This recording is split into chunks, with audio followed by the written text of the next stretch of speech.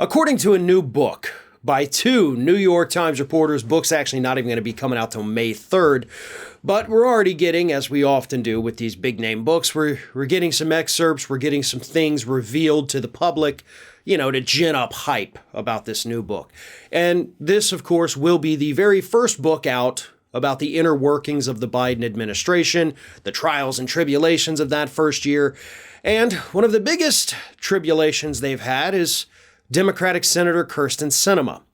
And according to the two authors of this new book, Kyrsten Sinema, last year at some point, attended a fundraiser in Washington, D.C., filled with Republican lobbyists, where she not only mocked President Biden, but openly praised some of the worst Republicans out there.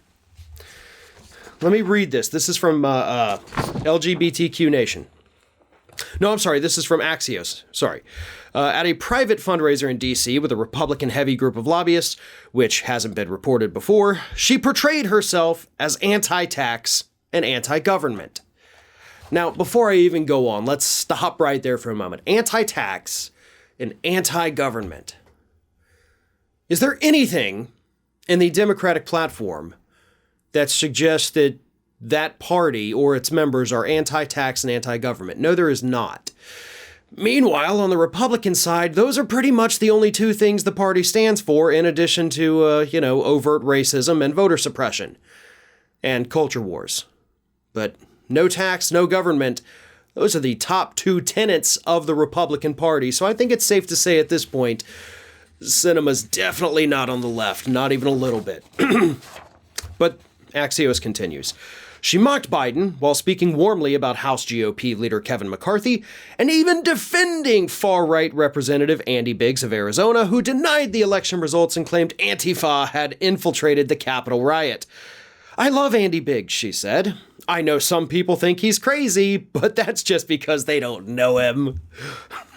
Separately, Sinema told colleagues 5 or 6 other Senate Dem moderates were hiding behind my skirt as she pushed back on the left.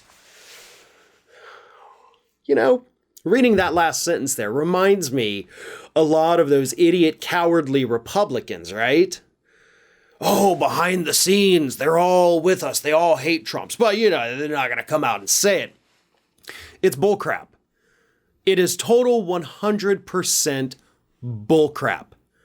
It's bullcrap when it happens on the right, and it's bullcrap when it happens to members of the right who claim to be on the left, like Kyrsten Sinema. Maybe there are 5 or 6 people hiding behind her. Maybe there's not.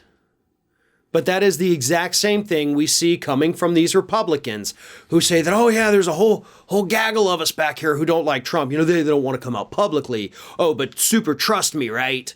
Behind the scenes, they all can't stand the guy. That's what Sinema's doing. She's using the same tactic as those on the right because she's on the right. If you're going to defend Kevin McCarthy, if you're going to say he's a good person, you're going to do the same thing with Andy Biggs, then you're a Republican. Plain and simple.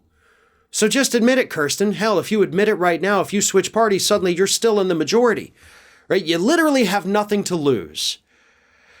Honestly, the Democrats don't have much to lose either at this point. If you're going to block every single thing they try to do, what's the point? Then we don't have a majority. Republicans do. Same thing with Joe Manchin. If these two idiots block every single thing the Democrats try to do, then the Republicans are actually in charge.